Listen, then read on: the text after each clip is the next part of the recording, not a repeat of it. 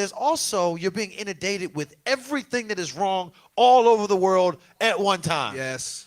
You know what I'm saying? Yeah. How could I have a heart big enough to weep over every single crisis that I hear? What is up, everyone? We are back with another episode of Shaping the Culture.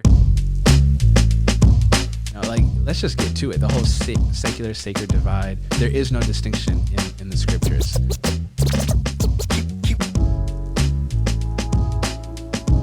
Some of us have trust issues with God, and some of us, it's like, does God really got us?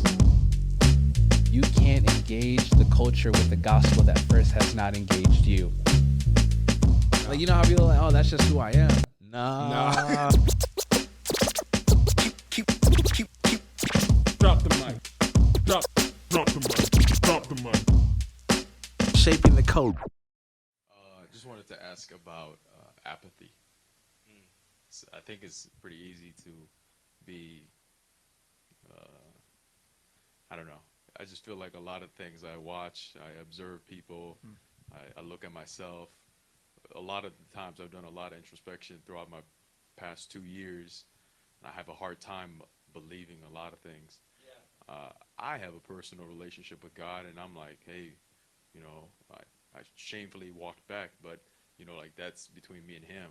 But I feel like a lot of other things. It's just apathy is something like I don't think we talk enough about these kind of things. I'll give a quick answer. That's a very good question, brother.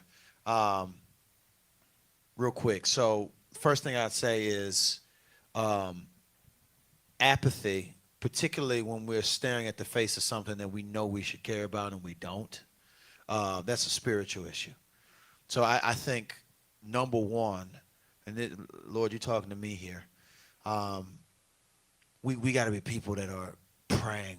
That Jesus goes before the Father, crying out with loud wails, as it says in Hebrews, calling out to God to deliver him. And Jesus' reliance on prayer says everything to people like us who obviously are not as committed as Jesus was.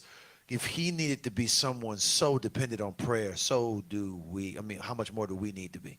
So I would say, number one, I want to see apathy for sometimes a spiritual assault, that we need to do spiritual warfare, praying for one another.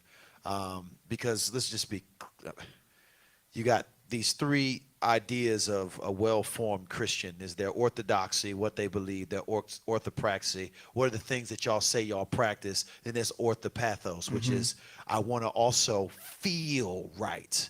And affecting feelings is a difficult thing to do.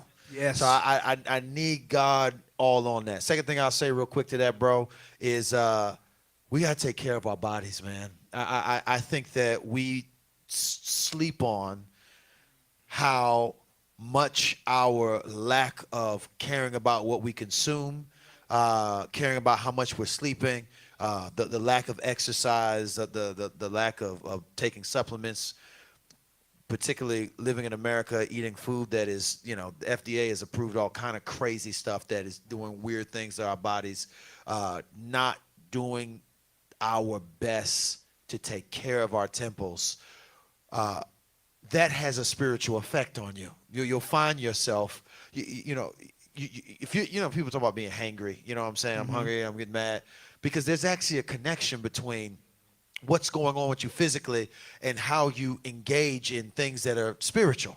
So I want to make sure that I am somebody who is taking care of myself, resting, and being serious about the body that God has given me, because with this body I feel or don't feel, and that can often be affected by where we are. Third and last thing I was going to say is I just want to encourage y'all to take long and consistent breaks away from social media. Man. Okay, just The data of what social media is doing to us and how it's harming us is astounding. it's crazy. Yeah, go ahead. And I don't want to sound like a radical up here and trying to take away a good time. I love TikTok. I mean, TikTok is, the algorithm is perfect. I know Spot they're on. coming at China right now. They're gonna fix some stuff. They spying on us, but The algorithm has everything: boxing, food, and funny, and education. Every single video, it's like spot on. Anyways, that stuff is rewiring your minds, your brains. Literally, we are not the same people we were. I see it profoundly in my children, the kind of people they are on the screen versus off the screen. It's doing things to you.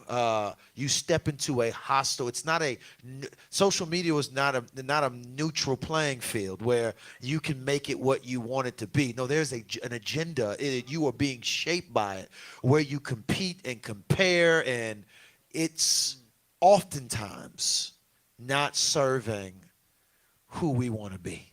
Yeah. And so I think taking breaks is really, really important. From the competition and or the whether you might feel like you're not doing enough, or perhaps you've turned some internet pastor into your actual pastor, go to a actual church, those kind of things. But there's also, you're being inundated with everything that is wrong all over the world at one time. Yes. You know what I'm saying? Yeah. How could I have a heart big enough to weep over every single crisis that I hear? Yeah. You know what I'm saying? I don't think you were intended to have a heart that big. So I think in some ways, also, you can be so, we see this happen all the time too, you're so inundated with what's happening everywhere else, you have no idea what's happening in your own city. Somebody's like, this happened up the street. Really? I didn't know that, but I can tell you what happened in Nashville.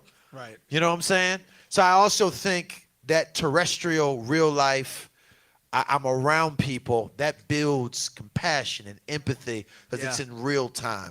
The only kind of people that'll get online and write articles against empathy and affirm leaders who are bathed in apathy towards certain communities, the only kind of people that do that are people that are disconnected from actual people who are suffering. Because if you are on the ground with real people, it's real hard to spend your time on Twitter telling people that they have too much compassion or too much empathy, or encourage us to listen to people like Candace Owens. I'm just saying.